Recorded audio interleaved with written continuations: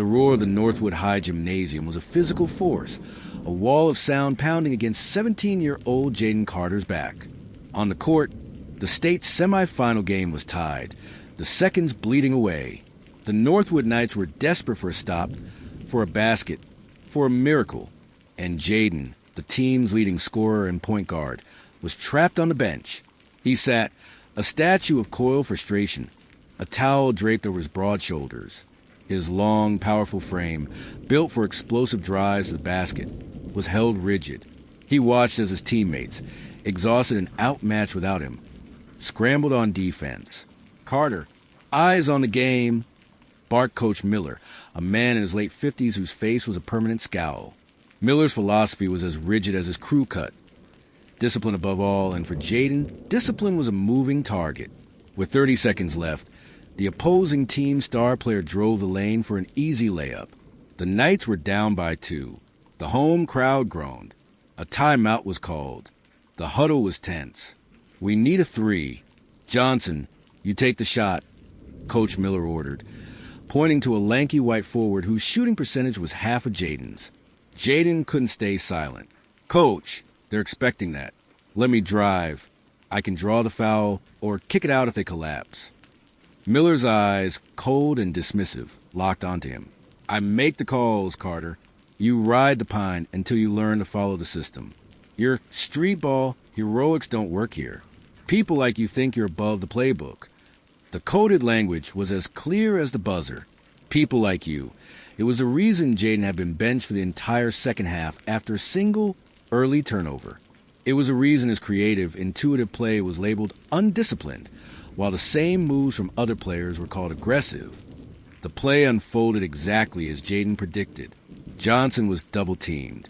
His forced, off-balance shot clanged off the rim as the buzzer sounded. The Knights had lost. Their season was over.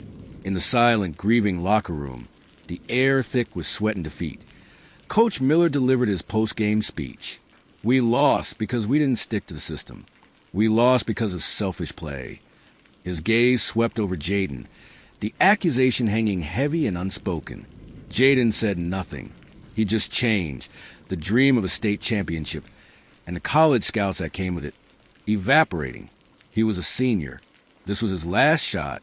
Later that night, dejected, he scrolled through his phone. A notification popped up from a private sports forum. He followed. A user had posted a clip from the game with the caption, "Why was Northwood's best player benched for the entire fourth quarter? Hashtag Coach Miller, hashtag racism in sports." The clip was gaining traction. It showed Jaden's early turnover, followed by every brilliant play he'd made in the first half, then cut to him watching helplessly from the bench as the game was lost. The comments were a mix of outrage and support. His phone buzzed. It was his grandfather, Papa James, the man who had raised him and first put a basketball in his hands. "I saw the game, Jay," Papa James said, his voice calm but firm. "I also saw that video." "It doesn't matter, Pops," Jaden sighed. "It's over. No scout is going to look at a guy who got benched in the semifinals."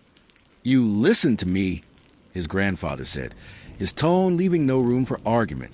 "That man tried to bury your talent because it scared him, but you can't bury the truth. That video is the truth. Your moment isn't over. It's just beginning." The next day at school, Jaden was a ghost. The loss was a pall over the entire building. But as he walked his car after practice, a sleek, black sedan pulled up beside him. The window slid down to reveal a man in a sharp suit. "Jaden Carter?" the man asked, offering a business card. "Marcus Thorne. I'm a sports agent. That was quite a performance last night." Jaden stared at the card, confused. "I barely played." "Exactly," Thorne said with a knowing smile. "The most powerful statement an artist can sometimes make is silence. Or, in your case, a forced one. That video is a wildfire. People are asking questions. The right people. There's an elite, invitation-only showcase for overlooked talent next week. I can get you in. It's your chance to show what Coach Miller tried to hide." Jaden took the card, his heart hammering. This was a second chance he never saw coming. But as the sedan pulled away, he saw Coach Miller standing in the school doorway. watching the entire interaction, his expression a thundercloud of fury. The invitation to the Elite 80 showcase felt like a stolen key to a locked door. For a week, Jaden trained with focus that bordered on fury. Every drill, every shot was infused with the memory of Coach Miller's dismissive glare. Papa James rebounded for him at the local community center, his quiet presence a steadying force. "You're not just playing for scouts now, Jay," Papa James said, retrieving a ball. "You're playing for every kid who's ever been told they don't fit the system. Your game is your truth. Let it speak." Meanwhile, Coach Miller was fighting his own battle. The viral video had sparked a local news story. The school board was receiving emails. In a desperate move, Miller gave an interview to the town paper, painting Jaden as a talented but uncoachable player who prioritized flash over fundamentals, a narrative designed to poison the well for any interested scouts. The day of the showcase arrived. It was held at a state-of-the-art university arena, a world away from Northwood's gym. The air hummed with the tension of 80 young men fighting for their futures. Jaden felt their eyes on him, the kid from the viral video. His first game, he was tentative, passing up open shots, trying to be the system player Miller had demanded. His team struggled. During a timeout, Marcus Thorne, watching from the sidelines, caught his eye and simply pointed his own head, then his heart. "Remember why you're here." The message hit home. The next possession, Jaden stole the ball at midcourt. The old instinct took over. He exploded toward the basket, his long strides eating up the court, and launched into a thunderous dunk that silenced the arena for a second before it erupted. It wasn't street ball. It was artistry and power fused together. The dam broke. He was unstoppable. He hit step-back threes, threaded needle-sharp passes through impossible windows, and locked down his opponent on defense. He played with a joy and freedom that had been systematically coached out of him at Northwood. College scouts on the sidelines, who had initially scribbled notes about attitude concerns, now watched mesmerized. Their pens moved furiously, charting a different narrative. In his final game, facing another top prospect, Jaden took over. With the score tied and seconds left, he drove baseline, drew two defenders, and whipped a no-look behind-the-back pass to a wide-open teammate for the game-winning layup. It was a kind of heroic, undisciplined play that would have earned him a permanent spot on Miller's bench. Here, it earned him a standing ovation. As he walked off the court, drenched in sweat and exhilaration, Marcus Thorne approached, a grin splitting his face. "You just made yourself a lot of money, kid." They saw it. They all saw it. He was right. Two scouts from major conference universities approached him immediately, handing him business cards and inviting him for official visits. But the biggest shock came next. A man in a polo shirt with an NBA team logo approached, flanked by a senior executive from a global sports brand. "Jaden, that was incredible," the NBA scout said, shaking his hand. "We've been tracking the situation at Northwood. We look for players with resilience as much as talent. We'd like to invite you to a private pre-draft workout." The brand executive then spoke. "And we see a story that resonates. We're prepared to offer a signature shoe deal upon your declaration for the draft. We're talking 7 figures." Jaden's head spun. $1 million. For being himself. For playing the game Papa James had taught him in the park. It was vindication on a scale he couldn't have imagined. He called Papa James from parking lot, his voice trembling as he relayed the news. The joy on the other end of the line was palpable. But as he hung up, his phone buzzed with a new notification. It was a direct message. It was from Tyler, the teammate who had taken the final. Failed shot in the semifinals. Asterisk, Jay, heard you killed it. So happy for you, man. But watch your back. Coach is losing it. He just called a special team meeting. Told us you were a cancer and that you were making the whole program look bad. He said he's going to protect the team's reputation. He's planning something. Asterisk, the high of his triumph instantly cooled. Coach Miller wasn't going to accept this. He couldn't stand to see Jaden succeed where he had tried so hard to make him fail. The racist gatekeeper had lost control of the narrative, and a cornered animal was always at its most dangerous. The high from the showcase was immediately soured by Tyler's warning. Asterisk, he's planning something. Asterisk, Jaden's newfound hope felt fragile. A glass trophy in a room full of sledgehammers. He didn't have to wait long. The next morning, a formal letter arrived at his home, addressed to Papa James. It was from the Northwood High School Athletic Department, signed by Coach Miller. The subject line was stark: academic ineligibility review. The letter claimed that Jaden's recent chemistry grade, a solid B, was under investigation for possible academic dishonesty based on an anonymous tip. It stated that pending the investigation's outcome, Jaden was suspended from all school-related activities, effectively barring him from the upcoming National All-Star Game he'd been invited to, a crucial event for final scouting evaluations. It was a masterstroke. Miller wasn't attacking his talent. He was attacking his character, using the bureaucracy of the school system as his weapon. The accusation, however baseless, would create just enough doubt, just enough controversy, to make major programs hesitant. It was a poison pill. "He's using the system, Jay," Papa James said, his voice tight with anger as he read the letter. "He knows he can't beat you on the court, so he's trying to break you in the office." Marcus Thorne, the agent, was livid but strategic when Jaden called him. "This is a classic smear tactic. But we can't just deny it. We have to dismantle it. We need proof it's fabricated." Jaden felt the walls closing in again. He went to school that day under a cloud of whispers. The story had leaked, of course. He cheated. He heard someone say in the hallway. Coach Miller's narrative was taking root. His chemistry teacher, Mr. Henderson, a fair-minded but timid man, confirmed the school had received an anonymous email alleging Jaden had stolen the answer key for the last test. "It's just a formality, Jaden," Mr. Henderson said nervously, avoiding his gaze. "I'm sure it will be cleared up." But the damage was done. That afternoon, Jaden and Papa James met with Marcus Thorne in his downtown office. "We need leverage," Thorne stated, pacing. "We need something on Miller. Something that proves a pattern of bias." Jaden remembered Tyler's text. "My teammate, Tyler. He warned me. He might know something." Tracking down Tyler was difficult. He was avoiding Jaden, likely under pressure from Miller. Finally, Jaden caught him alone in the parking lot after school. "Tyler, man, I need your help." "You said he was planning something. This academic thing is going to destroy my future." Tyler looked around, terrified. "I can't, Jay. My dad, he and Coach Miller are friends.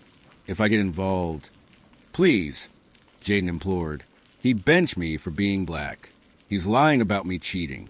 What's he done to you?" To others, the question hung in the air. Tyler's resolve cracked. "There's a group chat," he whispered.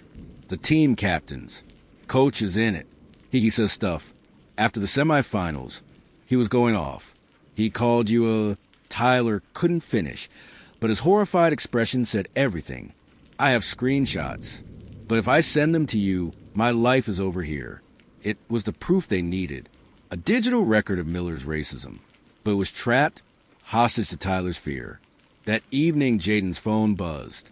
It was an unknown number. A text contained a single, grainy video file. The message read, "For Tyler." He opened it. The video was shaky, filmed secretly from a phone in a locker room. It was Coach Miller, his face contorted with rage after practice last year. "You think you're better than us, Carter?" He was snarling at a younger Jaden. "You with your flashy moves? You people always think the rules don't apply to you. Know your place, or you'll never see the court again." The video was a smoking gun. But who sent it? And why? Before he could process it, his phone rang. It was Tyler, and he was hysterical. "He knows. Coach knows I talked to you. He just called my house, screaming at my dad. He said I'm off the team. He said he's going to make sure no college looks at me either." "Jaden, what did you do?" The line went dead. Jaden stared at the incendiary video in his hand. He had the proof to clear his name and destroy Coach Miller. But using it would mean pulling Tyler down with him, burning his friend's future to save his own. The weight of the video on Jaden's phone felt like a lead brick. It was justice. But it was also a weapon that would shatter Tyler's future. Coach Miller had expertly trapped them both. Exposing the coach meant exposing Tyler's betrayal. branding him as a snitch and ensuring his basketball career ended in high school. Papa James saw the torment on his grandson's face. A man who asks you to burn another to save yourself is no ally, Jay. That's still Miller's game, just playing from a different angle. Marcus Thorne agreed. We don't release the video. Not yet. We use it as leverage. We go to the school board. We show them the video privately and demand they drop the academic investigation and accept Miller's immediate resignation. We give them a chance to clean their own house quietly. It was a risk. It relied on the board choosing integrity over protecting one of their own. But it was the only way to protect Tyler. The emergency school board meeting was held in secret. Jaden, Papa James, and Marcus sat on one side of the polished table. Coach Miller and the principal sat on the other. The board members watched, their faces unreadable, as Marcus played the locker room video on a large screen. Miller's face drained of all color. This is a fabrication. A deepfake. That boy has been nothing but trouble. But the damning evidence was undeniable. The board president, a stern woman named Dr. Vance, stared at Miller with cold disappointment. This is a clear violation of our code of conduct, Coach. Your resignation, effective immediately, is the only path forward that avoids a public, messy termination. Miller looked like a cornered animal, his eyes darting around the room. Then he did something unexpected. He laughed, a dry, hollow sound. You think this is about me? Fine. I'm done. But he's still done, too. He pointed a trembling finger at Jaden. The academic investigation stands. My source is credible. Without me there to call it off, the process will run its course. He'll miss his all-star game. His reputation will be tarnished forever. You in the battle, Carter. But I'm taking your future with me. He stood, threw his keys on the table, and walked out, a martyr to his own bigotry. He had sacrificed his career to ensure Jaden's destruction. The board was stunned. Dr. Vance turned to Jaden. Without the original source recanting their statement, our hands are tied. The process must continue. I'm sorry. It was over. Miller had outmaneuvered them one final time. Jaden had the victory over the coach, but it was a Pyrrhic one. He had lost his chance at the All-Star game, the final showcase he needed. Dejected, they left the meeting. As they walked into the parking lot, Jaden's phone buzzed. It was Tyler. My dad just got off the phone with Coach Miller. Tyler said, his voice different now, clearer, stronger, laced with newfound courage. He told my dad everything. How he pressured me to send that fake academic tip. How he's been using me. My dad, he's furious. At Miller, not at me. He saw the whole thing for what it was. Tyler took a deep breath. I'm recanting my statement, Jay. I'm going to principal right now. I'm telling them everything. Miller's finished. And you're going to that all-star game. The relief that washed over Jaden was so powerful it felt like a physical force. The chain of corruption had been broken. Tyler had found his spine, and in doing so, had freed them both. The news spread fast. Miller's resignation and the full, sordid story became public. The academic suspension was lifted. Jaden was not just cleared. He was vindicated. His story now won a triumphant resilience against a corrupt system. He was packing for the National All-Star Game, a wide smile finally on his face. When Marcus Thorne called, his voice grim, Jaden, the NBA workout and the shoe deal, they're on hold. What? Why? Miller's gone. I'm cleared. I know, Marcus said, his tone heavy. But the narrative has shifted again. The story is now so big, so public, that the teams and the brand are getting cold feet. They're calling you controversial. They're afraid of the distraction. They were willing to bet on talent overcoming bias, but now they think the story has overshadowed the player. Jaden sank onto his bed, the hope draining from him once more. He had won every battle, against the coach, the accusation, the system, but he was about to lose the war. The very notoriety that had exposed injustice was now being used to justify his exclusion from the dream he'd fought so hard to reach. The word controversial was a cage. Jaden stood in the tunnel of the massive NBA arena, the roar of the crowd for the National All-Star Game vibrating through his bones. This was it, his last shot, not just to score points, But to redefine his entire story, Marcus Thorne's warning echoed in his mind. Asterisk, they think the story has overshadowed the player. You're not just a prospect to them anymore. You're a headline. You have to be more than great. You have to be undeniable. Asterisk, the pressure was a physical weight, heavier than any defender. For the first half, he felt it. He was good but careful. He made the right passes, took the open shots, but he was playing not to make a mistake. The ghost of Coach Miller's system still haunting him. At halftime, frustrated, he looked into the stands and saw Papa James. His grandfather didn't yell advice. He simply placed a hand over his heart and nodded. Remember why you play. The second half started. An opposing guard, a highly touted 5-star recruit, drove the lane and scored easily, then smirked at Jaden. Heard your all-talking tape. Something snapped. The fear, the calculation, the weight of the narrative. It all evaporated. The game slowed down. This wasn't about scouts or headlines anymore.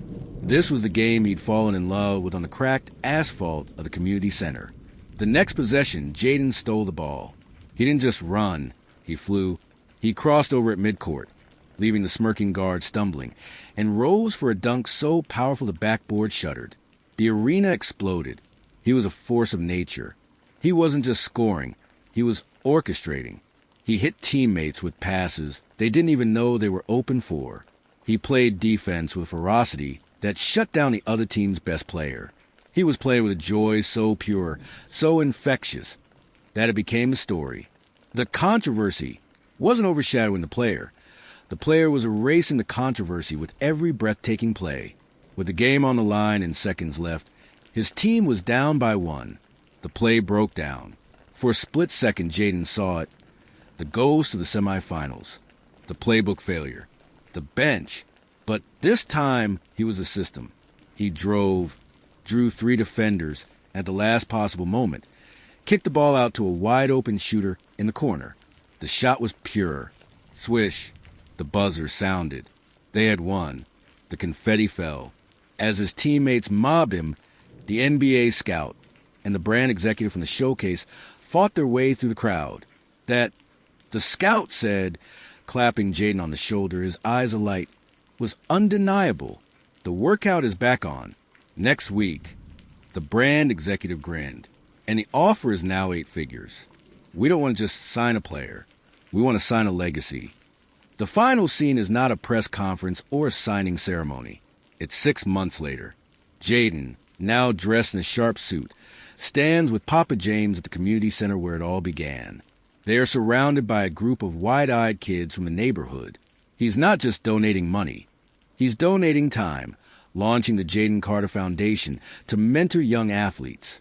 They'll try to put you in a box, he tells the kids, a basketball resting easily in his hand. They'll tell you your game is undisciplined or that your story is too controversial. Don't listen. Your truth is your greatest weapon. Play your game.